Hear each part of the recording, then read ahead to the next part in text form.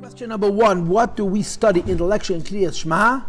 And how is it different than the second bracha of Krias Shema? The answer is we're studying Hashem Himself. In the second bracha of Krias Shema, we're studying the Shamas. In the first bracha of Krias Shema, we're studying the heavens and the angels and the spheres. And in Krias Shema, we're studying the Eibishter Himself. We're studying Hashem Himself. Now, what was the kvetch? Anybody remember the kvetch? Shema Yisrael. Understand God by understanding the Jewish soul. So now read 259. What is the difference in terms of the soul that does the studying between what we do before Kriyas Shema and in Kriyas Shema? Let's read the question one more time. What is the difference in terms of the soul that does the studying between what we do before Kriyas Shema and in Kriyas Shema? Before Kriyas Shema, we're studying what a soul is. In Kriyas Shema, we're studying the shoydesh of Nefesh Elokis, where the soul comes from. So when you're studying the soul itself, that's a Metzias, that's maybe even a Nivra. When you're studying the shoydesh of the Neshama, as it is in the Nefesh Elokis, you're studying Hashem.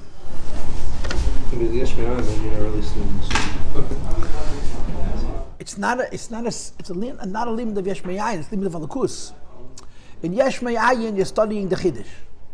Here you're studying the connection to the source, the Alakus. Question 260, shall we? What is Bittul HaSaga? Bittul HaSaga is when you become Bittul after understanding. You start off using your mind, you start off trying to understand, and you graduate, you evolve from understanding to giving yourself over to the thing you understood. Now, you go to question 261. Why is Bittul HaSaga always Bittul HaYesh? Why is Bittul HaSaga always Bittul HaYesh? Because Bittul HaYesh means if you start off separate from Hashem, and then you mevat yourself to Hashem, it's like burning a balloon full of water. It'll never pop.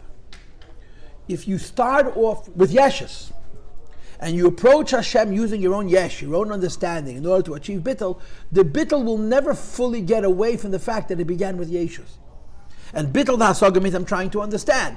Because Bittul HaSaga means I'm trying to understand, so the understanding can bring me to Bittul, but never a Bittul which we call Dveikus, if we were in yesterday's class, right?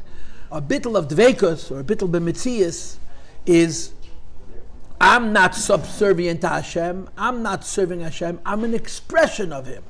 We can't do that to ourselves. We cannot nullify ourselves to the extent that there's none of us left, because if we nullify ourselves, we have to be the nullifier.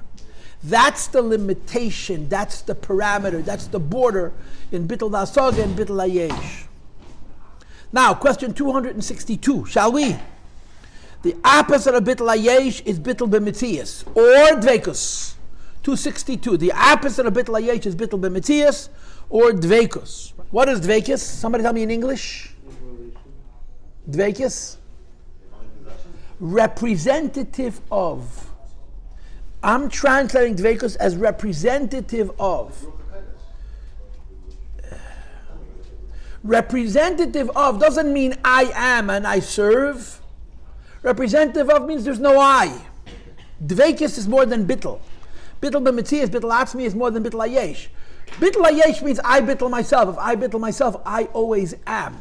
Bittul b'Metzias or Dveikus means I'm not Bittling me, Hashem is Bittling me. So there is no I altogether. That's the type of Dveikus, representative of. Dveikus is more Bittul than Bittul. Because Bittul means I'm Bittling me. That's called Bittul HaYesh, Bittul HaSaga. Dveikus is from the top down. It's called Bittul b'Metzias. Now, how are they different than Bittul HaYesh? I just told you. In Bittul HaYesh, since you're Bittling yourself, your Yesh always is. You can never exceed your own Yeshus if you're being Mevatel yourself.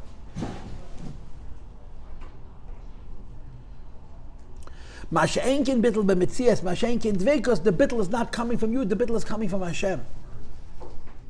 Question 264, can you study God directly? The answer is no.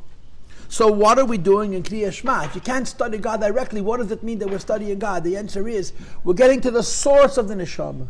We're using the neshama as a means to get to the sheidish haneshama.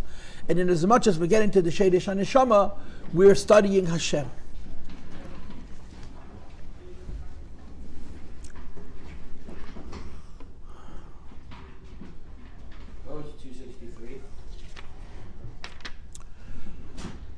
How are they different?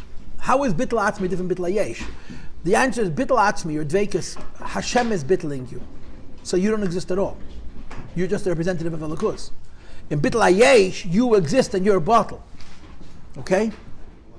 Ruach HaKodesh and Nevuah are in the same basic category, but there's so many degrees. You know, there's Atzilus Sheba Biyah, there's Biyah Sheba Atzilus, there's Atzilus Sheba Atzilus. All of those three things are in the basic category of Dveikus Ruach HaKodesh, but they're very different. And then, of course, there's even higher than Atzilus.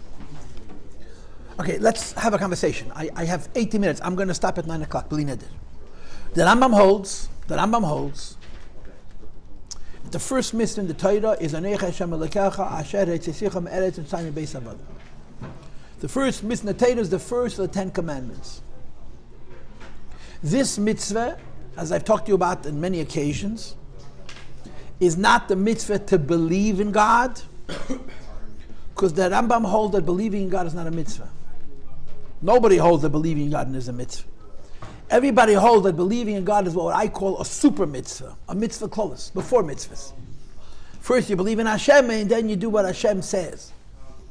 And the belief in Hashem itself has to come first, right? The famous Abarbanel, right?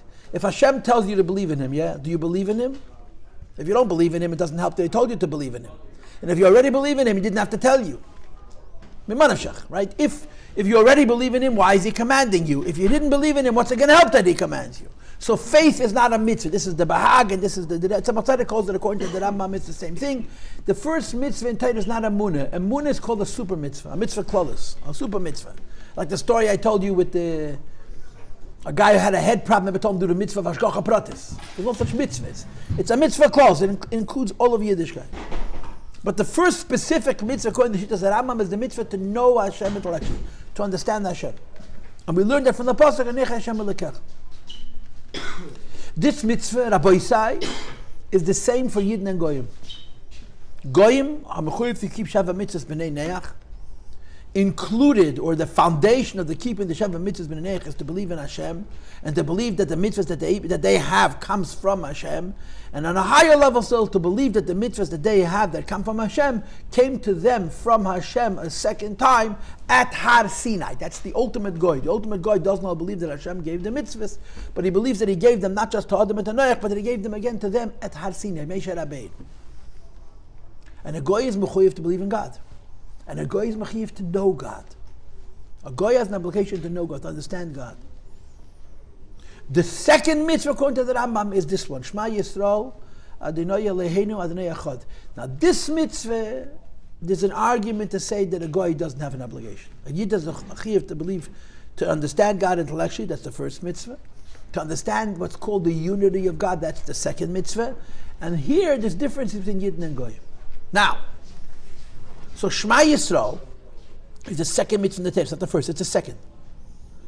The first mitzvah in Torah is to know Hashem intellectually. The second mitzvah in Torah is to know the unity of God. So Rabbi say a lot of people make a mistake. A lot of people think that the first mitzvah in Torah to know Hashem means to have proof that God exists, and that the second mitzvah in Torah is to believe that to know there's only one God and not two gods, but that's not true. The second commandment, Achdos Hashem, doesn't only mean that there's one God and not two gods. That's part of the first mitzvah. The second mitzvah, Shma Yisrael Havaya Lekein Havaya Echad, that a Jew has to Shma, pay attention. Or as the Rebbe said in the Maimer, Shma Yisrael, a Jew has to study and understand the sheidish of a neshama of a Yid, so that it'll come to the conclusion of the Shema Lekein and the Shema Echad. The meaning of the second mitzvah, which is Achdos Hashem, is that there's nothing besides for God. Ein ed milvado.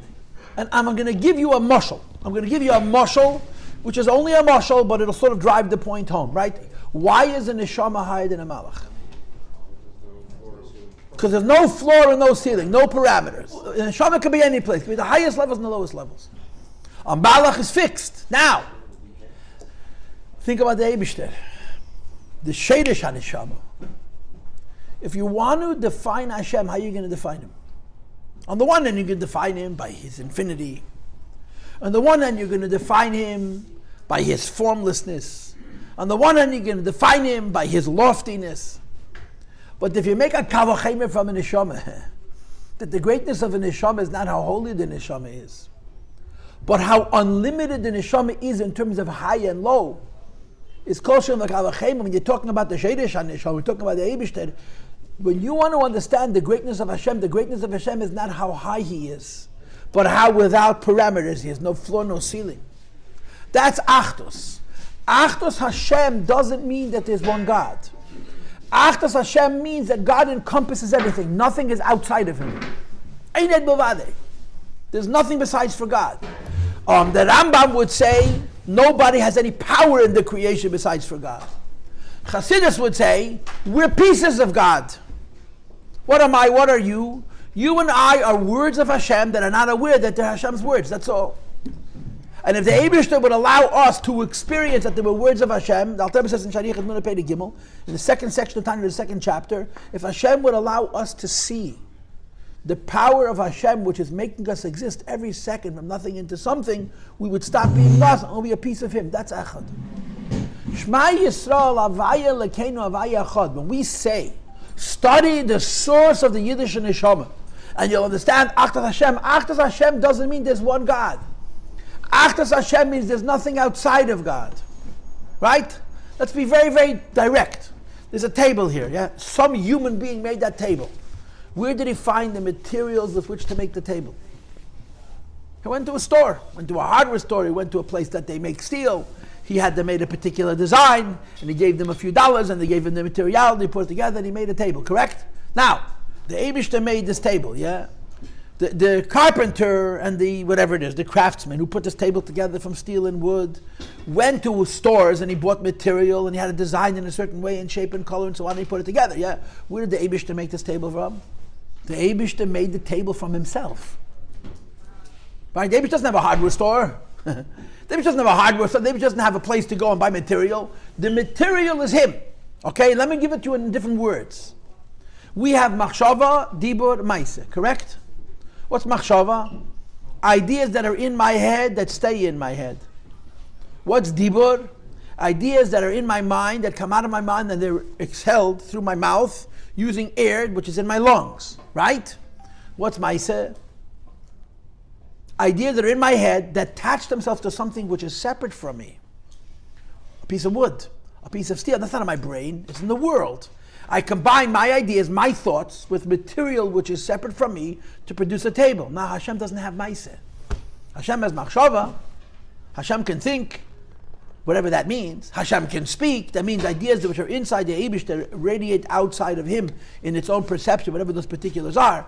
But Hashem can't do action. You know why?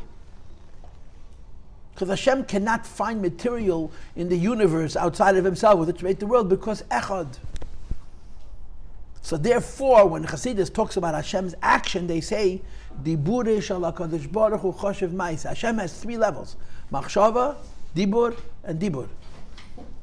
How Hashem thinks, how Hashem speaks, which means something which was inside of him radiates outside of him, and then how Hashem speaks on another level with something which is inside of him radiates outside of him in such a way that you don't see it came from him, but it in fact came from him. There's nothing besides for HaKadosh Baruch Hu.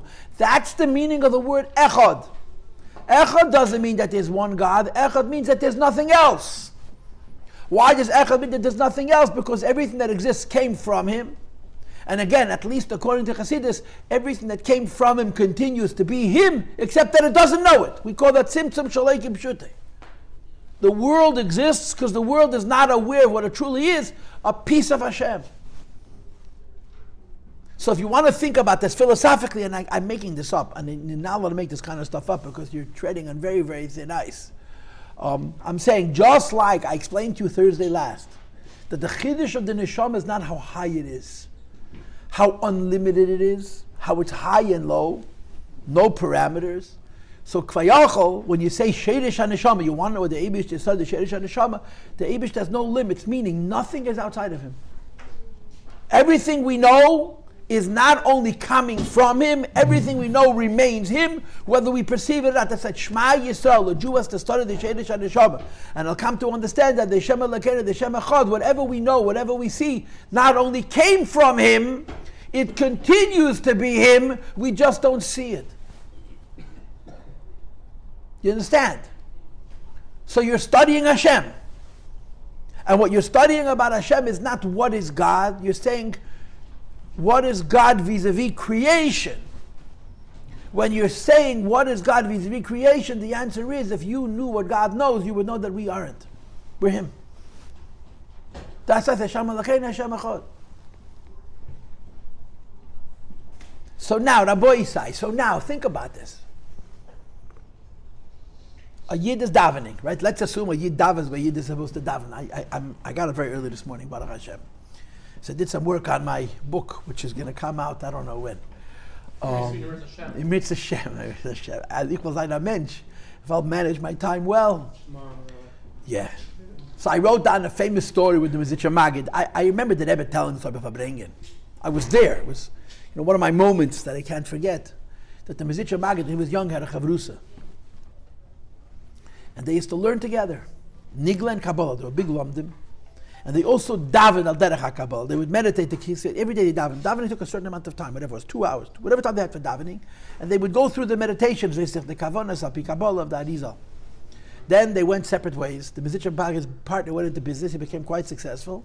The Mizitcha Magid became a malamed of the poorest children in town to make sure that he would be poor than the poorest people. This was considered avodas Hashem. And at the end of his life, he became a Talmud of the Baal Shem Tov. Then later on, he became a Rebbe. The Malamokim, Hilika Baal Shem Tov, Hilika Magid was rich.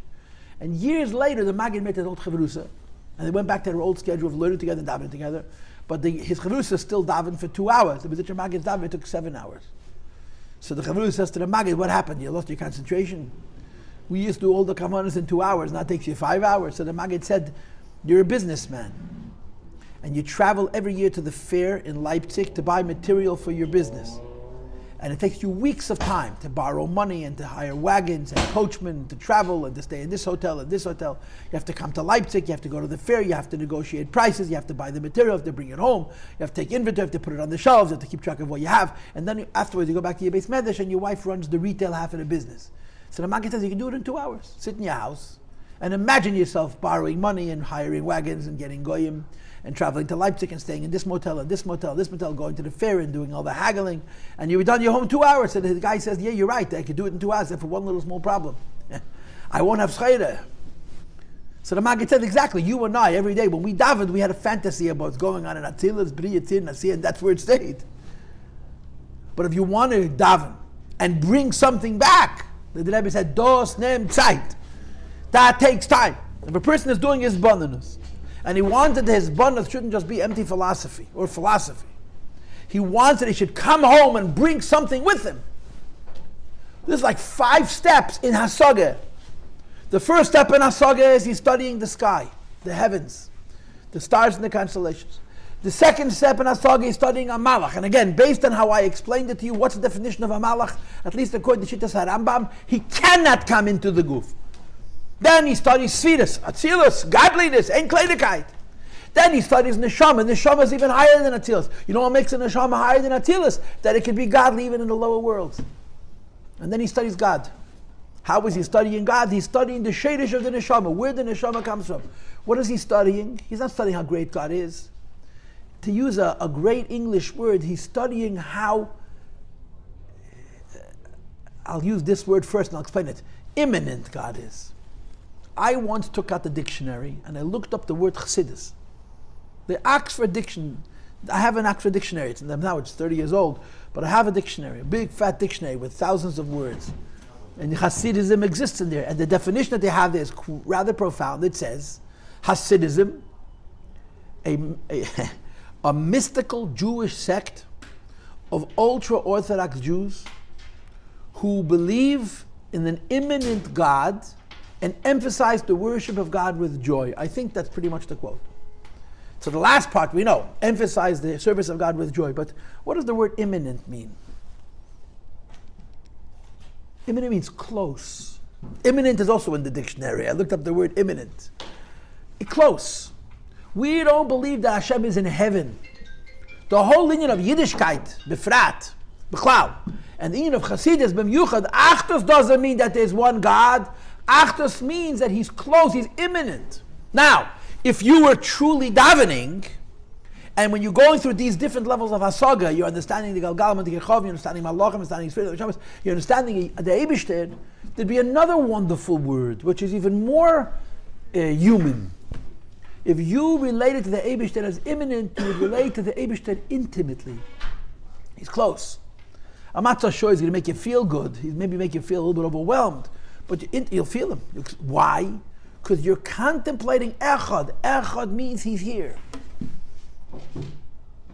Shma Yisrael, you're studying the Shadish and the Shema V'yid. That's what it says in the Maimah. I didn't make this up. At least I hope I don't make it up. Zeu Shma Yisrael, Shma Miloshen Hisbonenus, Hisbonenus Hibi Yisrael, Hainu Shadish and Nefesh Elokis. That's word for word from inside. You're understanding, you're studying, you understand God by studying a Jew, but you did that in Avaselam. So what's the chiddush of Krishma v'Avaselam? In Avaselam, you're understanding a neshama. In Krishma, you're understanding the shadish of the neshama, where the neshama comes from. And Madach, the neshama, is defined by no limits. The Eibishter is defined by there's nothing outside of him. Ein Ed Muvada. Everything is the Eibishter. Achdus. Now, here's the clincher. Here's the part of this which would make you profoundly uncomfortable. You're contemplating Hashem. You're contemplating Hashem on a level where Hashem is not only very great, but Hashem is everywhere and Hashem is everything. Nothing is outside of Him. Yeah? And then there's, by the way, all of this, it's only Bittul HaSaga, it's only Bittul HaYesh. Since you're coming to God through your mind, even though your mind is bringing you to, I'm going to use these two words, I love these words, imminent and intimate, He's close and He's personal, it's only Bittul HaYesh. You still exist. You still exist because you came to Him from you. If you come to Him from you, you never escape that you. Okay, so what did I teach you today? I'm gonna stop now. Isn't imminent more like close in terms of a timeline? Like you describe an event as imminent, not like he's imminent. Yeah, see, but that use of the word imminent, after 9 o'clock, I'll look it up with you. There's more than one definition. That imminent means in time, but it's in the future. But it's near, it's close. The word imminent here is chronic, it's a constant state. It's not today as opposed to tomorrow, it's always. He's always very close to me. In other words, oftentimes in dictionaries you'll have a word and you have A, B, C, D, E. So in the context that you're using it means close in time. In the context that we're using it, it means close in every way. Okay, but don't argue about English words. I've had enough time with the Hebrew. Okay. Anyway, so what did we learn today? What did we learn today? That Shema Yisrael means you're being mizbein in the shadish of the neshama. Being mizbein in the shadish of the neshama makes you realize Echad, there's nothing outside of Him. But still it's only Bittul HaYesh. Still, it's only Bittul HaYesh. It's only Bittul HaYesh because it starts with your understanding. If you're relating to Hashem through your mind, even if you're understanding how because of Him you don't exist, you still exist. Because you came to that through your seichel. And we'll have to continue this conversation tomorrow. B'li neder.